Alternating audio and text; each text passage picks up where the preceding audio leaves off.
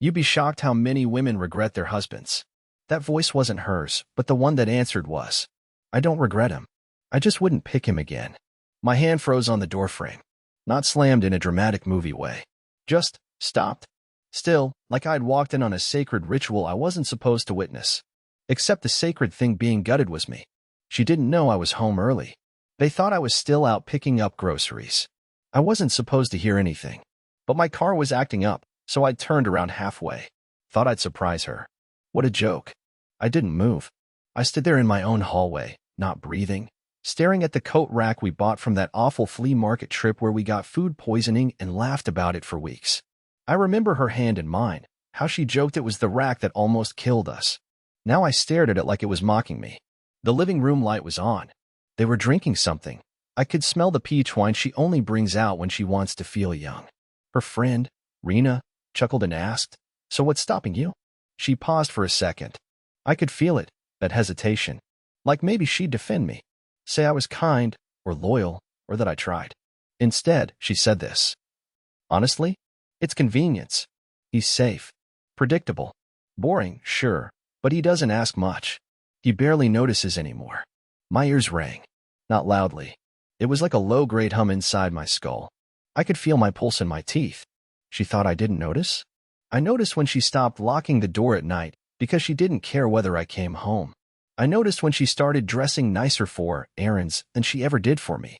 I noticed every new silence, every glance at her phone followed by that smile she no longer gave me. I noticed everything. I left the grocery bags at the door. Quietly. Backed out like a ghost.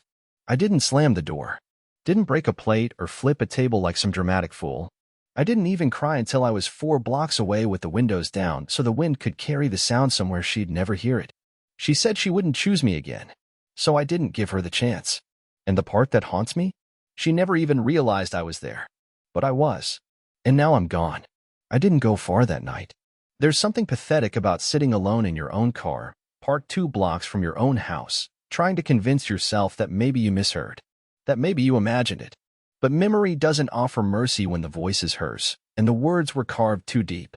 I just sat there in the driver's seat, headlights off, engine cold, gripping the wheel like it could hold me together while my mind frayed. I could have confronted her. Walked in, spilled the whole thing out like some teary monologue. Asked her why. Begged for honesty. But deep down, I already knew that what she'd said was the most honest thing I'd heard from her in months. Maybe years. That realization, it's like drowning in slow motion. You're aware of the water, aware that you're sinking. But instead of fighting, you just let it happen because you're too tired to pretend anymore. I didn't go back to the house. I drove until the sky lightened, aimless, past neighborhoods I'd never cared to explore, fast food joints that had already opened for breakfast, and sleepy people starting their ordinary lives. I ended up in the parking lot of a 24-hour laundromat across from an auto salvage yard. There was this older man inside folding clothes alone. I envied him for that, for being somewhere he was expected to be, even if it was at 6 a.m., even if it was just to wash socks. By noon, I finally called my cousin Nate. We hadn't talked in almost a year, but he was the only person I knew who wouldn't ask too many questions. He lived 40 minutes away, in a cabin behind his mechanic shop. It wasn't glamorous, but it had walls and a couch, and I needed both. When I walked into Nate's kitchen, he looked at me like I'd come back from war. "Dude," he said, "you look like death backed over you twice." I didn't respond. Just dropped my bag, sat at his old oak table, and stared at a bowl of dried fruit like it held some kind of cosmic answer. After a while, I muttered, "She doesn't see me anymore." Not really. I was standing right there, and I still wasn't in the room. That's what stuck with me. Not the words themselves, but how invisible I must have become for her to say them while I was within reach. Nate didn't offer a speech. Just made coffee, slid a mug toward me, and said, "You staying a few days?" I nodded. He nodded back. That night, after he went to bed, I sat alone on his porch, phone in hand, screen glowing with unanswered texts from Maureen. Just one word, "Where?" I didn't reply. She didn't say, "Come home." Didn't ask, "Are you okay?" Just that single, selfish question, "Where?" As if she were more worried about location than devastation. I turned the phone off and looked up at the stars. They didn't care, either. But at least they were honest about it. That was the moment I decided I wasn't going back. Not tomorrow. Not ever. Because if she wouldn't choose me again, then maybe, just maybe, I'd start learning how to choose myself. The first morning at Nate's passed like a memory I didn't quite recognize. I woke up to the sound of gravel crunching under tires and the distant hum of country radio from his garage. The cabin smelled like coffee and motor oil. There was no Maureen humming in the bathroom, no scent of her shampoo clinging to the air, no half-drunk mug of tea forgotten on the counter. Just the clink of tools and the occasional cursing of a man trying to fix someone else's rusted problem. For a while, I stayed quiet. I sat on that porch with a blanket over my shoulders like some shell of a person, watching birds fight over crust of bread Nate had tossed in the yard. Every time my phone buzzed, I flinched. I didn't look right away. It was like part of me hoped if I didn't see her name, it wouldn't hurt. But it was always her. Maureen. Over and over again. Short messages. Please. Talk to me. Where are you? This isn't fair. We need to talk. I'm scared. That last one got to me. Scared? Of what? Losing me? Or losing the comfort of having someone she could ignore without consequences? I still didn't respond. Around mid-afternoon, Nate came in with grease on his hands and tossed me a rag. Come on, he said. You're gonna help me pull a transmission. Might remind you you're still alive. I wanted to refuse. But there was something grounding about lifting something heavy that had nothing to do with emotion. So I went. We spent the next 4 hours under a car that hadn't moved since Clinton was president, our hands covered in black sludge, our knuckles scraped raw. And for a moment, I forgot. I wasn't thinking about her or what she said or how small I'd started to feel in my own marriage. I was just a man under a machine, fighting rusted bolts and time. When we finally got the thing out, Nate sat back on his heels, wiped his forehead with his sleeve, and said, So, you gonna tell me what happened? I didn't answer right away. I wasn't ready to say it out loud. Instead, I asked, You ever feel like you're just filler in someone else's life? Like a background character in their movie? Nate stared at me for a moment, then nodded slowly. Yeah, once. But I left before the credits rolled. Later that evening, I sat alone again with my phone glowing in the dark. She had sent a longer message, finally one that said more than one word. I don't know what you think you heard, but it's not what it sounded like. I was just venting. I didn't mean it. Please come home. Not what it sounded like. I could still hear her voice in my skull, perfectly clear. I'd never choose him again. That's not something you say by accident. That's not something you say unless you mean it, or unless you've said it in your head 100 times and this was just the first time it slipped out. But what rattled me the most was the part she hadn't said. There was no apology, no explanation, just panic.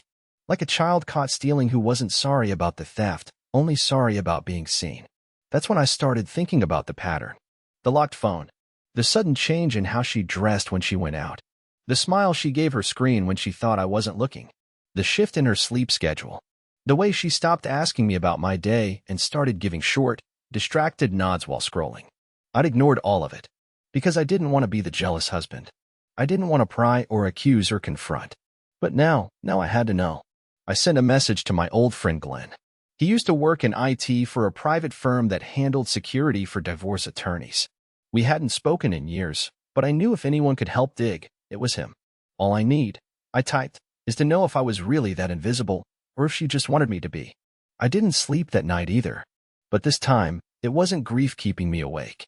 It was suspicion, and the weight of a question that had no safe answer. I've heard people say that when betrayal finally surfaces, it's not one big explosion. It's a slow burn that started long ago. You just didn't see the smoke until your whole house smelled like it. That's what it felt like sitting on Nate's porch the next morning, sipping burnt coffee from a chipped mug, watching dew evaporate off the grass while my stomach twisted in quiet dread. The moment I messaged Glenn, it became real. I'd crossed into that ugly liminal space where trust used to live. He replied fast. Too fast. It only took him 10 minutes to ask, You sure you want to go through with this? I stared at the message for a while. No, I wasn't sure. But I had no choice. I needed to know if she had already moved on emotionally or worse, while I was still setting the table every night hoping she'd eat with me. Yeah, I finally typed back. Find everything you can, but be discreet. Glenn didn't ask questions after that. Just sent a thumbs-up emoji, which somehow made it all feel more surreal. That afternoon, Maureen called me. Not text, called. My thumb hovered over the screen, heart pounding in my chest like it wanted out. I let it ring. I don't know why. Maybe because I didn't want to hear the voice that said I wasn't worth choosing. Maybe because I didn't trust myself to speak calmly. Maybe because hearing her might have made me weak. She left a voicemail. I waited an hour before I had the stomach to press play. "Elle, I don't know where you are, and I don't know what you think you heard, but this silence is killing me. I miss you. I miss our stupid breakfast routines and your dumb stories about birds in the backyard. I miss your socks always being on the wrong feet and how you leave paint on the light switches. Just call me back, please." It sounded real. Desperate. Her voice cracked halfway through. And for a split second, damn me, I wanted to believe her. But then I remembered something that nearly made me drop the phone. We hadn't had breakfast together in over 6 months. I'd eat alone. She'd say she wasn't hungry. Then I'd hear the Uber notification minutes later, and she'd be off to meet a client. So which memory was she clinging to? One from the past, or one she was trying to recreate to control the present? That night, Glenn messaged again. "Hey, I'm sending you a file. You might want to sit down before you open it." I was already sitting. On Nate's floor, actually. I'd spilled a box of old records and was too tired to pick them up. The screen lit up with a .zip folder labeled private_Elwood. My throat dried. The first thing I saw was an email string between Maureen and someone named Wesley J. It started off innocent, months back. He was her former grad school professor. They'd reconnected by accident on LinkedIn. And just like that, it became late-night replies. Jokes. Flirtation. Then it got bolder. One message from Maureen, dated just a few weeks ago, said, "I feel more alive talking to you for 10 minutes than I do being in the same house as Elwood all weekend." I stopped reading. I couldn't. I stared at my own name on her screen, not as a husband, not even as a person. Just an obstacle. I kept going. There were call logs. A couple of photos, not explicit, thankfully, but personal. Private. His hand on her knee in a park I didn't recognize. Her face tucked into his neck, smiling with a kind of ease I hadn't seen in years. She hadn't just thought about leaving me. She had already started. When I finally looked up, the cabin was dark.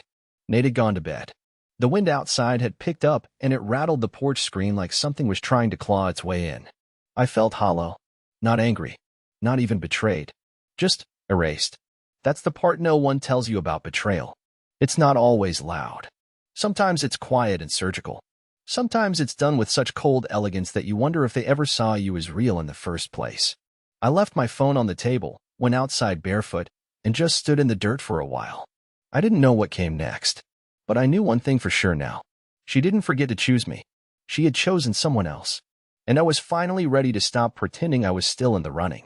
The day after I saw the emails, I didn't eat. I tried, made toast, even poured cereal, but nothing made it past my throat. I just sat there with the spoon in my hand, staring into the milk like it might reveal a different version of my life. One where she looked at me the way she used to. One where my name wasn't mentioned in whispers behind my back like a burden someone was too polite to drop. Nate didn't press me. He just kept moving around the house like he knew the storm had gotten inside, and all he could do was give me space to survive it. That's the thing about Nate. He's not a talker. He's a fixer. But he knows when a thing's too broken to glue back together. Later that afternoon, I stepped outside and sat in the driver's seat of my car for over 20 minutes before I turned the key.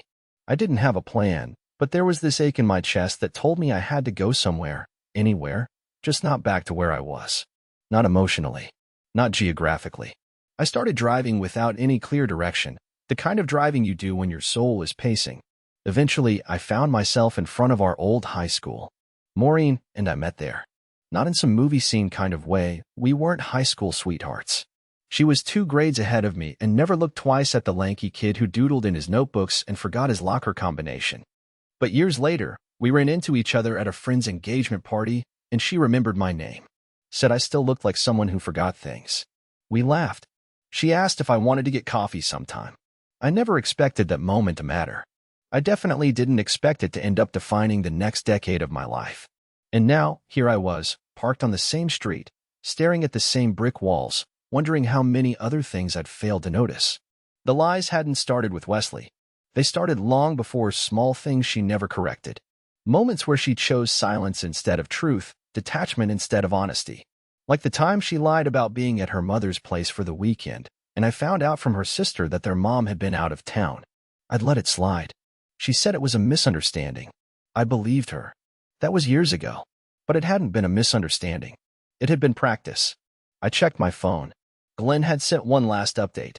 There's a hotel receipt too. Last week. 2 nights. Midtown. Her name. His initials. No denying it. It wasn't even the hotel part that gutted me. It was the timing. Last week. The same week she'd cried on the phone. The same week she'd left me that voicemail begging me to come home. She had been in a hotel with him while telling me she missed how I wore my socks backwards. I didn't throw my phone. I didn't scream. I just stared at it. This tiny device that held all the versions of her she'd hidden from me. This screen that knew her better than I did. I should have gone back to Nate's. But instead, I drove back to the house. I know. I said I wouldn't. But there's something about betrayal that messes with your compass. I didn't go there to forgive her or yell or demand closure. I went there because part of me needed to see it. Not the affair, not her and him. I needed to see the space we built together now that I knew how hollow it had become. When I pulled into the driveway, her car was gone. I unlocked the door with the spare key I'd hidden in the gutter 6 years ago, a backup she forgot existed. Or maybe she remembered and just never imagined I'd use it. Inside, everything was painfully untouched. The shoes at the door. The scarf she never wore but insisted on hanging from the coat hook like a decoration. A candle half burned on the windowsill, lavender, always lavender. I walked through the house like it was a museum exhibit of someone else's life. Our wedding photo was still on the wall. I looked at it like a stranger. Her smile looked different now, not because it had changed, but because I finally saw the emptiness behind it. It had always been there.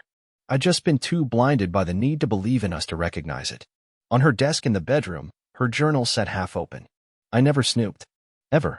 But this time, I didn't feel like a husband violating trust. I felt like a man retrieving evidence from the scene of his own emotional murder. There wasn't much. But one page, one sentence, stopped me cold. Somewhere along the way, I started waiting for the moment he'd leave. I just didn't expect it to hurt this much when he finally did. I put the journal down. I didn't take anything. Didn't leave a note. I didn't need to. She already knew. The only thing I did before I left was pull the ring from my pocket and place it gently in the bowl by the door where we kept our keys. It sat there like a stone on a shoreline, small, quiet, but unmoving. Then I closed the door behind me and didn't lock it. Let her lock it herself this time. Let her decide what to protect. Because I'm done protecting someone who chose a world without me in it. I didn't drive back to Nate's right away. I pulled out of the driveway slowly, half expecting to see her car turning the corner, headlights sweeping the curb, some movie-perfect moment where she'd catch me on the porch and we'd both freeze. But the street was quiet. Still. As if even the neighborhood had agreed we were finished. I drove aimlessly for hours after that. Not out of confusion, but because I wasn't ready to settle back into anyone else's home, not even Nate's. I ended up at a roadside diner just past the county line, the kind of place with flickering signs and laminated menus sticky from too many hands. I sat in a corner booth with chipped upholstery, ordered black coffee and a slice of pie I didn't touch, and just stared at the rain streaking down the window. No one knew who I was there. No one asked what I was doing. I like that. Being anonymous. No history. No expectations. Just a guy nursing a coffee like it might explain something to him. As the hours slipped by, I started replaying things I hadn't let myself think about for years. Like the night Maureen came home late with that trembling voice, saying she'd hit a deer and her phone had died. I believed her. Of course I did. She had tears in her eyes, her palms were shaking, and her shirt smelled like cologne that wasn't mine. But I didn't say anything then. I remember hugging her, saying, "It's okay, you're safe now." Safe from what? Elwood? Or that business trip she took last November, the one that somehow didn't show up on her company's calendar when I called to confirm the hotel. She said they used a third-party travel coordinator and things got mixed up. I even apologized for embarrassing her by checking. I apologized. Looking back, the signs were so obvious it's almost insulting. But here's the truth no one likes to admit. We don't miss the red flags. We choose to paint them white. We rewrite reality in real time just to avoid feeling like fools. By the time I got back to Nate's, it was nearly 2 a.m. He was asleep, porch light still on like he'd known I wasn't done wandering yet. I stood outside the door for a full minute before going in. Like stepping back inside meant I had to start breathing again. The next morning, I did something I hadn't done in over a decade. I looked at myself. Not glanced, really looked. I stood in the bathroom, stared into the mirror, and tried to recognize the man staring back. He looked older than I remembered. Eyes tired, beard growing in too patchy. Shoulders hunched like they'd learned to carry disappointment quietly. But behind all that, there was still something there. Something flickering. Like the pilot light hadn't gone out yet. So I made a decision. I went through my contacts and deleted her. Not just her number, everything. Photos, old texts, birthday reminders, all of it. Then I cleared out my email, created a new address. I even removed my emergency contact info and replaced it with Nate's. It wasn't about being dramatic. It was about stripping the rot away before it spread further. But it didn't stop there.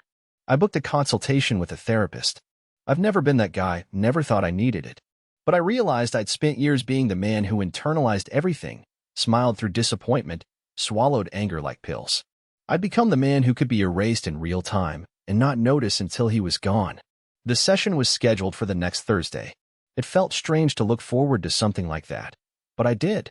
Not because I thought it would fix everything, but because it meant I was starting to fight for myself, even if it was late. Then, just as I was about to settle in for a quiet afternoon, my phone rang. Unknown number. I answered out of habit. Is this Elwood? The voice was male. Deep. Steady. Not angry, more regretful. This is Wesley. I know I'm probably the last person you want to hear from, but I think we need to talk. I froze. My jaw clenched. My first instinct was to hang up. I owed him nothing. He owed me silence. But before I could, he said something that kept my hand from ending the call. She lied to both of us. I didn't speak. He continued. I thought I was the one she was leaving you for.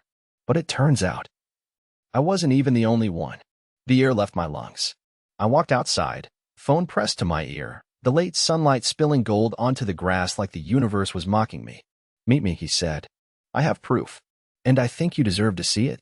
And just like that, I realized the betrayal wasn't just deeper than I thought. It was still unraveling. I met him at a roadside cafe 30 miles out of town, one of those places that tried to look retro but failed somewhere between ironic and tragic. The booths were torn. The coffee came in chipped mugs. There was a neon jukebox that hadn't worked since the early 2000s. It was perfect for a meeting like this. Anonymous. Unremarkable. Easy to forget. Wesley was already there when I arrived, sitting in the corner by the window with his blazer still buttoned like he didn't know how to be casual. He stood up when he saw me, polite, stiff, unsure whether I'd punch him or shake his hand. I did neither. I just sat down. There was a moment of silence that stretched a little too long. Then he cleared his throat. I wasn't expecting you to come, he said. Me either, I replied. He nodded slowly, then pulled a manila folder from his leather bag and set it on the table like it was radioactive. His hands were shaking slightly. That caught me off guard. I expected arrogance. I expected some self-righteous speech. What I got was a man who looked like he'd been sucker punched by something he didn't understand. She told me you two were over, you began. That you were living separate lives. That it was just logistics keeping you under the same roof. She made it sound like the breakup had already happened. I said nothing. There was no point correcting him. He already knew that was a lie. She said you were controlling, he continued, voice softer now. That you never supported her art. That you belittled her. I believed it. Still, I said nothing. I fell for her, he admitted, eyes down now. God help me. I really thought she meant it when she said she was finally choosing herself.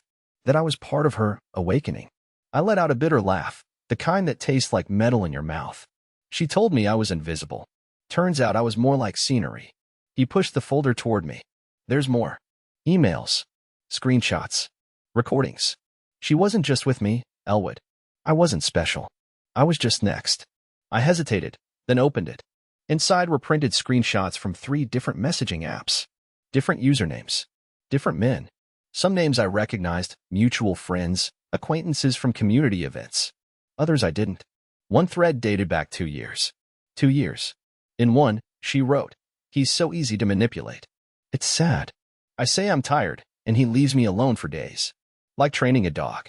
I didn't flinch. Wesley leaned back, watched my reaction like he expected me to explode. But I didn't. Because there was nothing left in me that could be shocked anymore. She's good at it, he said quietly. She made me think I was her escape. I thought I was the one pulling her out of some terrible life. But when I confronted her about the others, she laughed. She said, "Why do you care? You got what you wanted." That hit differently. "She told you that?" I asked. He nodded. That's when I knew. She didn't care about me either. I wasn't her choice. I was just a placeholder. I closed the folder slowly, my fingers tight around the edge. Why bring this to me? I finally asked. Guilt. Partly, he admitted. But also because I figured you deserved to know you weren't crazy. And maybe because I needed someone else to confirm I wasn't either. I exhaled through my nose. The kind of breath that carries years of tension you didn't know you were holding. Thanks, I said, after a long pause. I don't know what I'll do with all this, but thanks. He stood up, uncertain, then offered a hand. I shook it. I didn't forgive him, but I acknowledged the moment. As he walked away, I stayed behind. Folder still on the table. I opened it again, stared at those messages, those photos, those ugly, sharp little truths she left all over the internet like breadcrumbs for destruction. And here's what stunned me the most.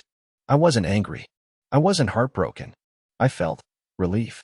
I wasn't crazy. She really was that person. And for the first time since the moment I heard her say she'd never choose me again, I felt something else, something fragile, but unmistakable. I felt free. And that terrified me. Because now I had to ask myself, if I'd been living a lie for years, then who the hell am I without her? A week passed after the meeting with Wesley. 7 days of stillness, reflection, and the kind of quiet only possible when your world's already crumbled and you're no longer afraid of the wreckage. I stayed at Nate's, mostly silent. He didn't push, didn't hover, just slid me mugs of coffee and left the porch light on every night. I think he knew I was changing, even if I couldn't see it yet. I didn't open the folder again. I didn't need to. The damage was done, but so was the wondering. That was the real gift Wesley gave me, not the evidence, but the clarity, the knowing, the hard, merciless truth that stripped away every excuse I'd ever made for her. I wasn't invisible. She just never wanted to look. And that wasn't my burden to carry anymore. On the 8th day, I got in my car, drove 2 hours north, and booked a small Airbnb in a lakeside town we'd passed through once years ago but never stopped in. I remembered thinking, back then, that it looked peaceful. We didn't have time to stay, she had somewhere to be, someone to impress, always another plan. This time, I stayed. I hiked alone, sat on a dock until sunset, ate meals slowly, without anyone talking over me or checking their phone mid-sentence. I slept more deeply than I had in years, no tension in my shoulders, no racing thoughts in the dark. And one morning, just after sunrise, I stood at the edge of the lake and let it hit me. I hadn't failed. I had loved. Fully. Stupidly. Honestly. That was never weakness. That was who I was and still am. She was the one who couldn't meet me there. I whispered it out loud, just to hear it outside my own head. It wasn't me. It wasn't. I spent so long blaming myself, wondering what I did wrong, what I could have done better. But that was the old script, the one she wrote, and I kept reciting. No more. The morning I left the lake town, I turned my phone back on. There were new messages from Maureen, mostly short, panicked bursts. Where are you? I think we need to talk. Please say something. The last one, 2 days ago, just said, I'm sorry. I deleted them without reading the rest. I didn't need closure from her. I had built my own. By the time I got back to Nate's, he was on the porch with 2 cold beers and a smirk. You look better, he said, handing me one. I feel better, I replied. You done with her? I didn't even hesitate. Yeah. And more than that, I'm done with the version of me who thought her love was the prize. Nate raised his bottle. To that guy. May he stay gone. We clinked bottles. No dramatic music. No tears. Just 2 men in the fading sun, knowing life doesn't reset, it just continues. And sometimes, continuing is the bravest thing you can do. I'm rebuilding now. Piece by piece. My own place. My own pace. I even picked up painting again. Turns out the hands I used to make furniture with are just as steady with color. It's nothing special yet. But it's mine. And that's enough. I don't know what comes next. Love? Maybe. Maybe not. I'm not looking for it. I'm looking for peace. For authenticity. For mornings that don't start with doubt. And you know what? For the first time in a long time, maybe ever, I think I'll find it. Because I'm not waiting to be chosen anymore. I've already chosen myself. And that, my friend, is how this ends. Not in fire. Not in revenge. But in freedom. In quiet, steady hope.